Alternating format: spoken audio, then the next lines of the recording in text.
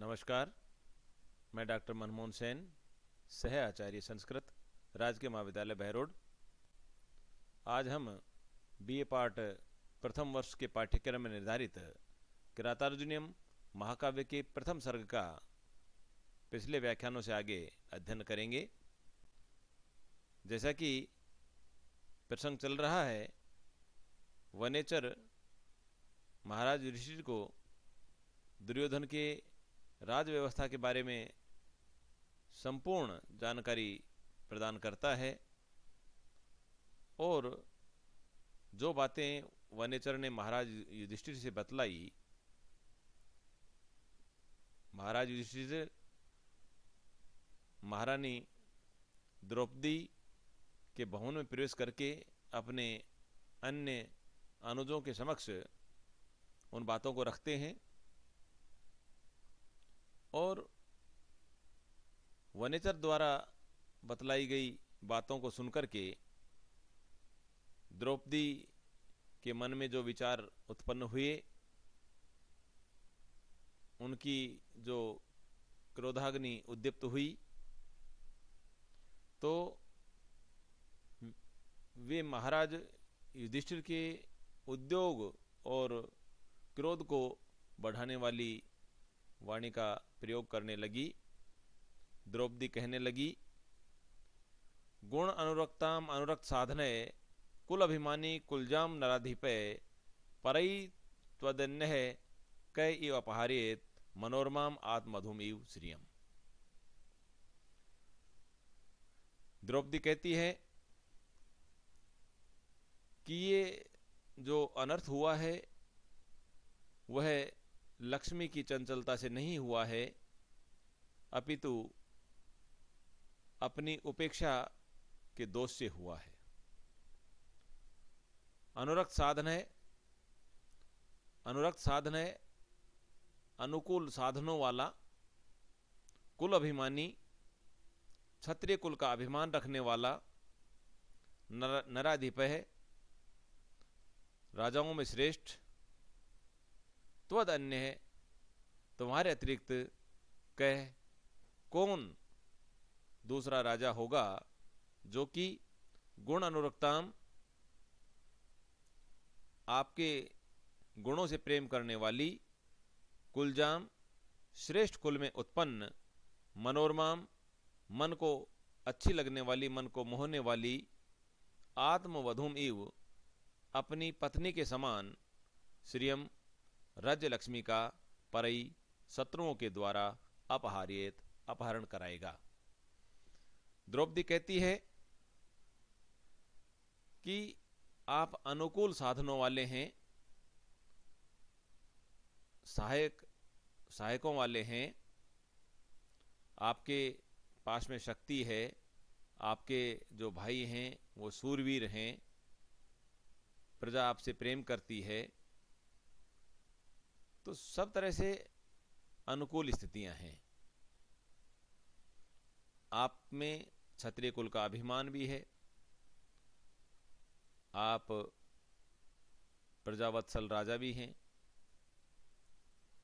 लेकिन मुझे इस बात पर बहुत शर्म आती है, बहुत लज्जा आती है कि तुमने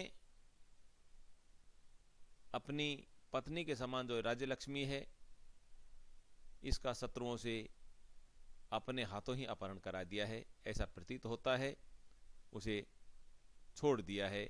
यह अत्यंत लज्जाकारक है, यह शर्म की बात है। युधिष्ठिर ने द्यूत क्रीड़ा में राज्य लक्ष्मी खो दी थी। द्रौपदी इस कृत्य को उतना ही निंदनीय मानती है जितना कि किसी व्यक्ति द्वारा अपनी पत्नी के अपहरण की तरफ ध्यान न देना या उसकी उपेक्षा कर देना। यदि कोई उसकी अपहरण करे तो उसकी उपेक्षा कर देना, इस तरह का जो कृत्य मानती है द्रौपदी। एक बार पुनः देखिए, अनुरक्त साधन है अनुकूल साधनों वाला, कुल अभिमानी क्षत्रिय कुल का अभिमान रखने वाला, नराधिप है मनुष्यों में श्रेष्ठ,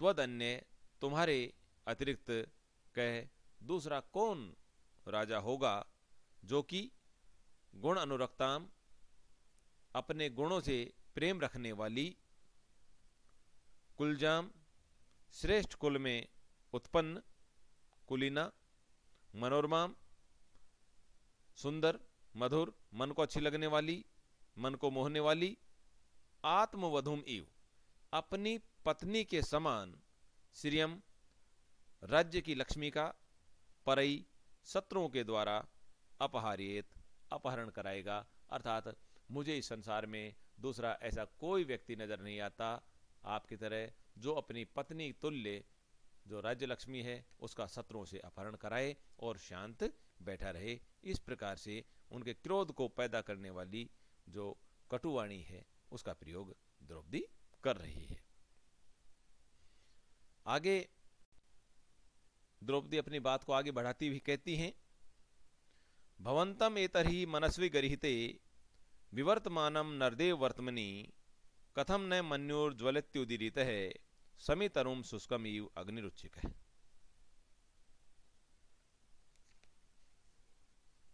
हे नरदेव, हे मनुष्यों में श्रेष्ठ, मनुष्यों में देवता स्वरूप महाराज युधिष्ठिर, एतर्हि मनस्वी गरिहिते, इस मनस्वी गरिहिते, मनस्वी स्वाभिमानी लोगों के द्वारा गरिहिते निंदित, वर्तमनी मार्ग पर, विवर्तमानम स्थित, भवंतम आपको, उदीरितः मन्युः उद्दीप्त हुआ, मन्युः क्रोध, उच्छिक है ऊपर उठती हुई लपटों वाली अग्नि, अग्नि के समान, शुष्कम समितरम इव, सूखे समी वृक्ष की भांति, कथम न ज्वलयति, कैसे नहीं जलाती है।